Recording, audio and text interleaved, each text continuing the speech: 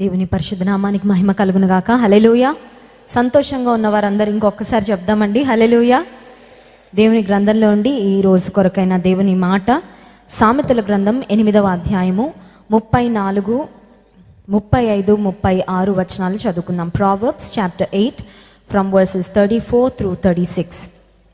అనుదినము నా గడప యొద్ద కనిపెట్టుకొని, నా ద్వారబంధముల యొద్ద కాచుకొని, నా ఉపదేశము వినువారు ధన్యులు. నన్ను కనుగొనువాడు జీవమును కనుగొనును, యెహోవా కటాక్షము వానికి కలుగును. నన్ను కనుగొనని వాడు తనకే హాని చేసుకొనును. నాయందు అసహ్యపడు వారందరూ మరణమును స్నేహించుదురు. చాలా సూటిగా దేవుడు అందిస్తున్న మాటలు. చిన్న ప్రార్థన. పరిశుద్ధానికి స్తోత్రాలయ్యా, నీ వాక్యం ద్వారా మా అందరితో మాట్లాడండి ప్రభా. మా ఆధ్యాత్మిక జీవితాలకు క్షేమాభివృద్ధిని కలుగచేయండి. ఈ గ్రంథము ద్వారా సూటిగా తేటగా నాయన మమ్మల్ని దర్శించమని బలపరచమని యేసు నామమున ప్రార్థిస్తున్నాం తండ్రి, ఆమెన్. దేవుని వాక్యము, దేవుని మాటలు మనకు కళ్ళు తెరిపించేవి.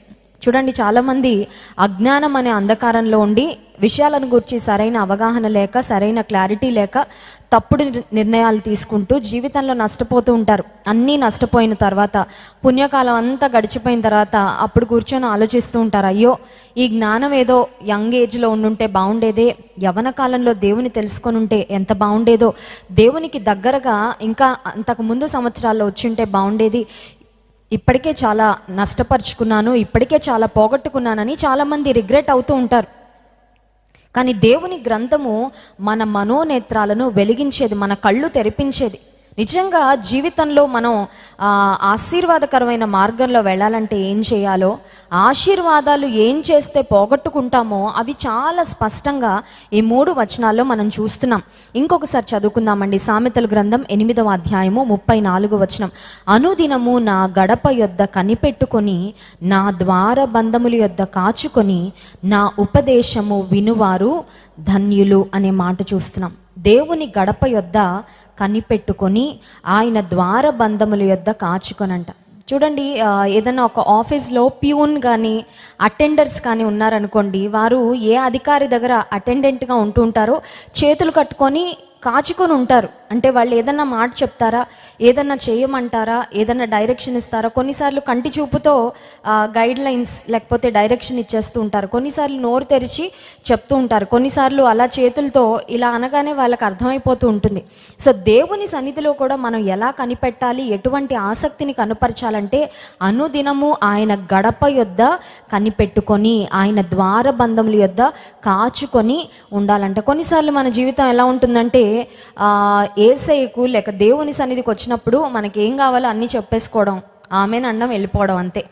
దేవుడు ఏం చెప్తాడో అని వినాలనే మనసు చాలామందికి వారి జీవితంలో ఉండదు. కానీ ఇక్కడ భక్తుడు రాస్తున్న అనుభవం ఏంటంటే, దేవుని సన్నిధిలో కనిపెట్టుకొని, దేవుని సన్నిధిలో కాచుకొని, Lord what is the message that you have for మీ.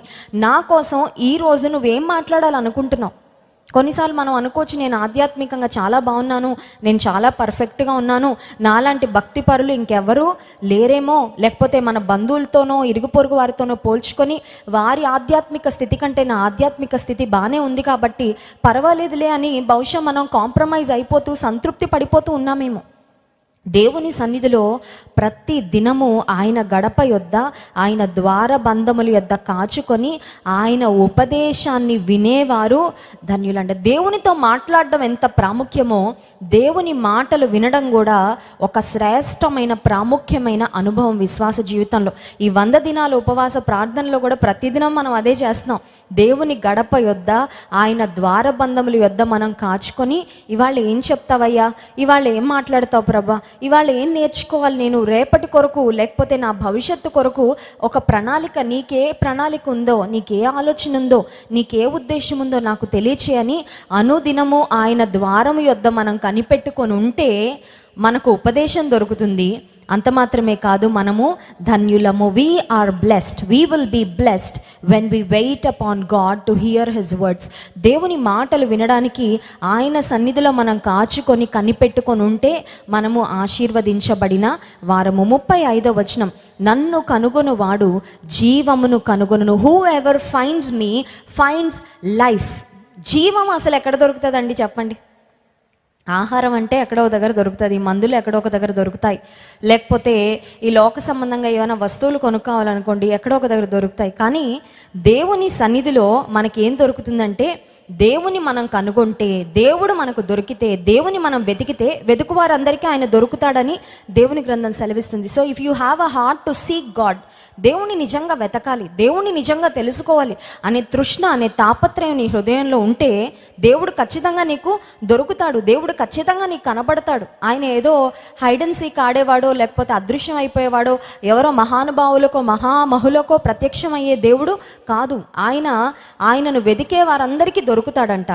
ఆయన మనకు దొరికితే, ఆయనను మనం కనుగొంటే మనం ఏమి కనుగొన్నట్లంటే జీవాన్ని కనుగొన్నట్లు. I don't think there is any other place in the world where we can find life. ఈ లోకంలో ఏ ప్రదేశంలో కూడా జీవము అనేది మనకి దొరకదండి. ఏ హాస్పిటల్లో దొరుకుతుందండి జీవం? ట్రీట్మెంట్ దొరుకుతుందేమో, మందులు దొరుకుతాయేమో, కానీ జీవము దేవుని సన్నిధిలో దొరుకుతుందంట. ఏ ఎంటర్టైన్మెంట్ పార్క్లో జీవం దొరుకుతుంది చెప్పండి? ఏ బీచ్లో మనకి జీవం దొరుకుతుంది? ఏ వస్తువు కొనుక్కుంటే మనకు జీవం దొరుకుతుంది? ఆక్సిజన్ సిలిండర్ మనం కొనుక్కొని పెట్టుకోవచ్చు, కానీ ఆక్సిజన్ సిలిండర్ కొన్నంత మాత్రాన, మనం అది పెట్టుకున్నంత మాత్రాన మాస్క్ మనకు జీవం దొరికేసినట్లేనా అంటే చెప్పలేం. దేవుని కనుగొను వారు జీవాన్ని కనుగొనున్నట్లంట. నిజంగా మనం ఎంత ధన్యులం. We are truly blessed. You know why?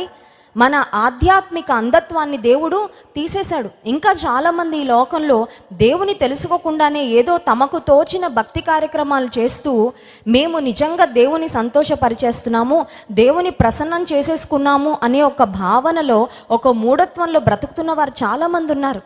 కానీ దేవుడు తన ఉచితమైన కృప ద్వారా తన్ను తాను మనకు ప్రత్యక్షపరచుకొని, తన ప్రేమను మనకు వెల్లడిపరచుకొని, I don't think any one of us have come here forcefully. మనల్ని ఎవరైనా బలవంతం చేసి తెచ్చారండి మందిరానికి? ఎవరు తేలేదు. మనందరం ఇష్టపూర్వకంగా వచ్చాం, స్వేచ్ఛాపూర్వకంగా వచ్చాం. స్వంతంగా నిర్ణయం తీసుకొని నా యేసే నేను ఆరాధించాలి, నా యేసే మాటలు వినాలని ఏ ఒక్కరం కూడా నిర్బంధించడం ద్వారా కానీ, బలవంత పెట్టబడడం ద్వారా కానీ దేవుని సన్నిధికి మనం రాలేదు. దేవుడు మనల్ని ఆయన వైపు ఆకర్షించుకున్నాడు. ఎందుకంటే ఆయనలో జీవం ఉంది కాబట్టి ఆ జీవము తట్టు మనందరము ఆకర్షించబడ్డాం. So we are truly blessed. నిజంగా మనం ఆశీర్వదించబడ్డాం. ఎందుకంటే జీవము ఎక్కడుందో ఆ దేవుడు మనల్ని పట్టుకున్నాడు. జీవము ఏ దేవుని వల్ల కలుగుతుందో ఆ దేవుడు మనల్ని రక్షించుకున్నాడు. కనుక మనము నిజంగా ఆశీర్వదించబడిన వారం. సో 35వ వచనం 2వ భాగం, మొదటి 2 భాగాలు చూస్తే, నన్ను కనుగొనువాడు జీవమును కనుగొనును, యెహోవా కటాక్షము వానికి కలుగును.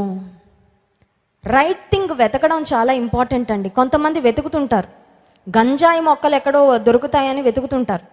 ఆ వెతుకులాట అనేది మంచిదే, కానీ చెడ్డ విషయాలను వెతికితే ఆ వెతుకులాట వలన, ఆ ప్రయాస వలన వాళ్ళకి ప్రతిఫలము, ప్రయోజనము కలగకపోగా వారికి నష్టం వస్తుంది. ఈ లోకంలో కూడా చాలామంది ప్రయాసపడేవారు, వెతికేవారు ఉన్నారు వ్యర్థమైన వాటి కొరకు. కానీ నీవు నేను వెతుకుతుంది జీవాధారమైన దేవుణ్ణి.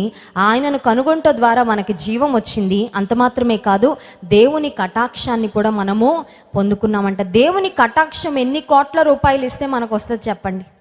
దేవుణ్ణి మేనేజ్ చేయగలమా? కొంతమంది అనుకుంటారు అందరినీ మేనేజ్ చేసేయచ్చని. ఆఫీసర్స్ని మేనేజ్ చేయొచ్చు, లేకపోతే ఏదైనా గవర్నమెంట్ జాబ్ రావాలంటే కొన్ని లక్షల రూపాయలు లేకపోతే కొన్ని వేల రూపాయలు లంచం ఇచ్చి మేనేజ్ చేయొచ్చు అనుకుంటాం. దేవుని కటాక్షం మన మీదకి రావాలంటే ఆయన మేనేజ్ చేయగలమా? ఆయనను మ్యానిప్యులేట్ చేయగలమా? ఆయనకి ఇంకేదన్నా రకరకాల వేరే విధానాలు, పద్ధతులు వాడి ఆయన ఇంప్రెస్ చేయగలమా?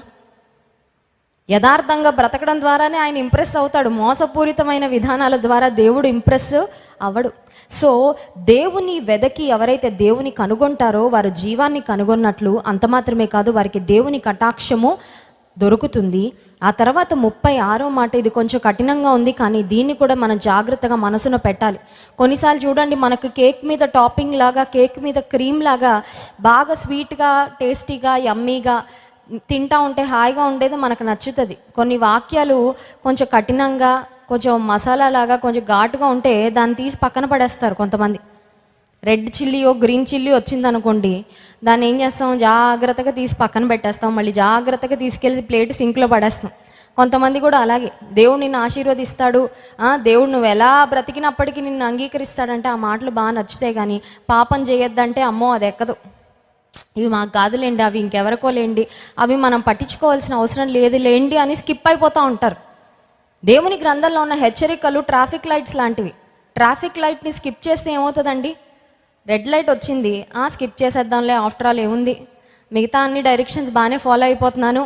కానీ ట్రాఫిక్ లైట్ ఒకటే స్కిప్ చేసేద్దాం అనుకుంటే మన తల పగలడమో, చెయ్యి కాలు ఎరగడం ఏదో ఒకటి అవుద్ది. ఆపోజిట్ డైరెక్షన్లో నుంచో మరోవైపు నుంచో వాహనం వచ్చి మనల్ని డాష్ ఇస్తే. ఆధ్యాత్మిక జీవితంలో ఆశీర్వాదాలు పొందుకోవడానికి రాయబడిన మాటలు ఎంత శ్రద్ధగా మనం రిసీవ్ చేసుకుంటున్నామో, వాటిని ఫాలో అవుతున్నామో, దేవుడిచ్చే హెచ్చరికలు, దేవుడిచ్చే గైడెన్స్, దేవుడిచ్చే కరెక్షన్ ఏదైతే ఉందో దాన్ని కూడా చాలా జాగ్రత్తగా మనం మనసున పెట్టాలి. సో 36వ వచనం, నన్ను కనుగొనని వాడు తనకే హాని చేసుకొనును. బైబిల్ గ్రంథంలో నాకు ఒక వ్యక్తి గుర్తొస్తున్నాడు. గెరాసేనుల దేశంలో దయ్యం పట్టిన వ్యక్తి, సేన అని ఒక దయ్యం పట్టిన వ్యక్తి అంట. అతని సంకెళ్లతో వాళ్ళ ఫ్యామిలీ మెంబర్స్ ఎంత కట్టినా ఆ సంకెళ్ళన్నింటినీ త్రెంచుకొని తనకు తానే హాని చేసుకుంటూ సమాధుల్లో వెళ్ళి నివాసం చేస్తూ ఉండేవాడంట. ఫ్యామిలీ మెంబర్స్కు ఎంత బాధో. ఒకవేళ అతనికి సిబ్లింగ్స్ ఉండొచ్చు, బ్రదర్స్ సిస్టర్స్ ఉండొచ్చు. మా అన్న, మా తమ్ముడు సమాధుల్లో ఉంటున్నాడు, పిచ్చి పిచ్చిగా వెర్రి కేకలు వేస్తూ ఉన్నాడు, తనను తానే హాని చేసుకుంటున్నాడు, పెంకులతో లేకపోతే రాళ్లతో తను తానే కొట్టుకుంటున్నాడంటే it is such a sad thing. Family members కూడా చాలా సఫర్ అయిపోతూ ఉండుంటారు. తల్లిదండ్రులు గుండె పిండేసినంత బాధ వారికి వస్తూ ఉండుండొచ్చు. అయితే ఆ వ్యక్తి తనకు తానే హాని చేసుకుంటున్నాడని బైబిల్ గ్రంథంలో వ్రాయబడింది. యేసుక్రీస్తు ప్రభు ఆ వ్యక్తిని బాగు చేయడానికి ఆ ప్రాంతానికి వస్తాడు. రాగానే యేసు ప్రభువుని దూరం నుండి చూడగానే, నాతో నీకేమీ పని. యేసుక్రీస్తు ప్రభువుని చూడగానే దయ్యాలు వెంటనే రెస్పాండ్ అయిపోయాయి. అపవిత్రాత్మ శక్తులు దేవుణ్ణి దూరం నుంచి చూసినప్పుడే, వాటికి ఎలా అయితే మనకి సెల్ ఫోన్కి సిగ్నల్స్ టవర్ కొంచెం దగ్గరలో ఉండగా అందుతాయో, అపవాది శక్తులకు కూడా దేవుని ప్రజలంటే, దేవుడు కలిగిన వారంటే అలాంటి భయం. యేసుక్రీస్తు ప్రభువుని చూడగానే ఆ దయ్యం పట్టిన వ్యక్తి గట్టిగట్టిగా కేకలు వేయడం ప్రారంభించాడు.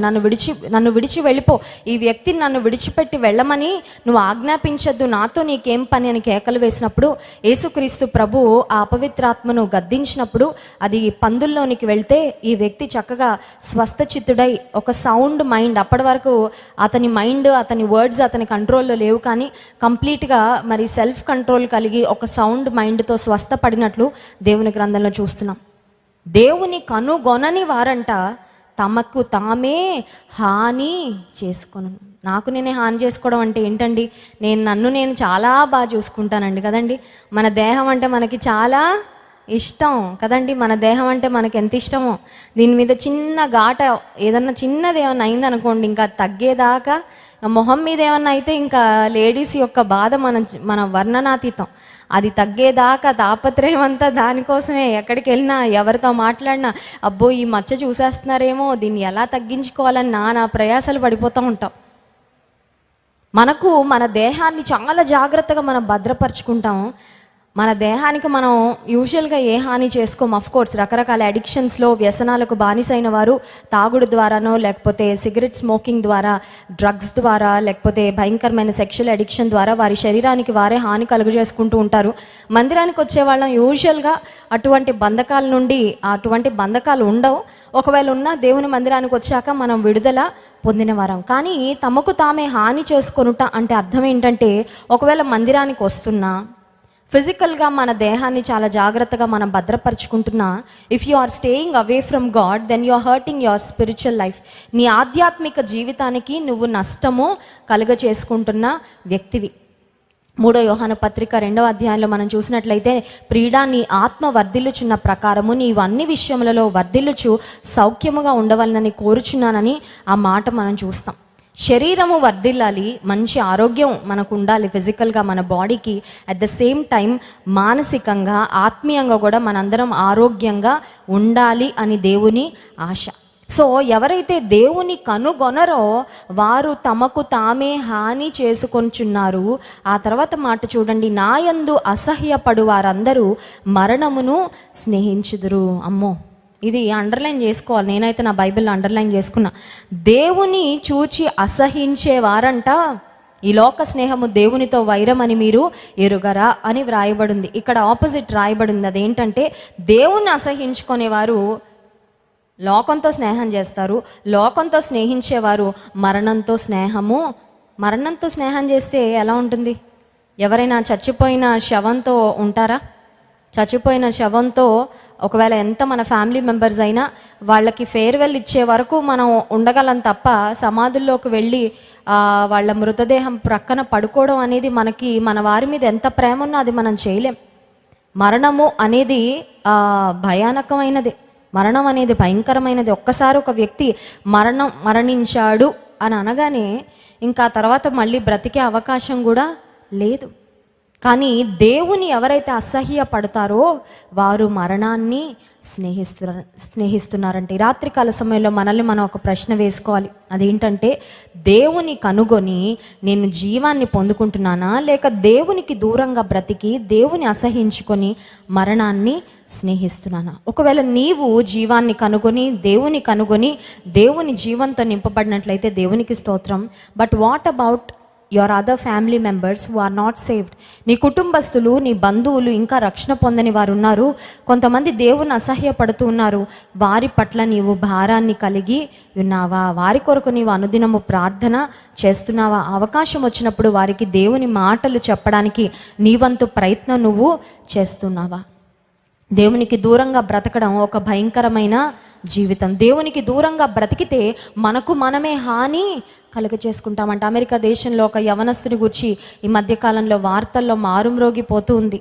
అతని రికార్డింగ్, అతను చనిపోకముందు, ఆత్మహత్య చేసుకోకముందు ఒక యవనస్తురాలి ద్వారా మోసగించబడి అతను బాగా మనస్తాపం చెంది సూసైడ్ చేసుకున్నాడు అని చెప్తూ ఉన్నారు. సో అతని వాయిస్ రికార్డింగ్ వింటూ ఉన్నప్పుడు తనకు తానే అంత హాని కలుగజేసుకోవడానికి కారణం ఏంటంటే, దేవునికి దూరంగా బ్రతికాడు. బహుశా దేవుడు తెలుసుకొనుంటే, దేవుని ప్రేమ తెలుసుకొనుంటే ఈ లోక ప్రేమ నాకు దక్కకపోయినా పర్వాలేదని ధైర్యంగా బ్రతికేవాడేమో.